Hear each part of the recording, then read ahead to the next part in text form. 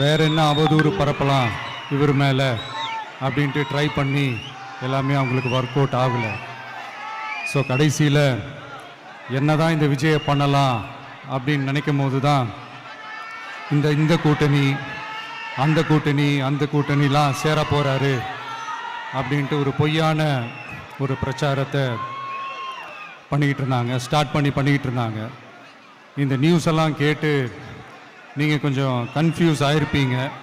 அதனால் இங்கே மறுபடியும் ஓப்பனாக தெளிவாக ஒரு விஷயத்தை நான் சொல்கிறேன்.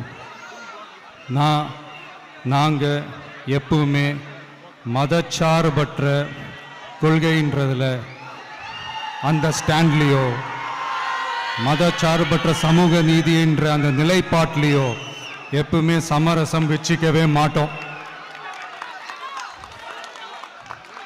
நம்மளுடைய தலைமையில தான் ஆட்சி அப்படின்றதுல எப்பவுமே உறுதியாக இருக்கிறோம்.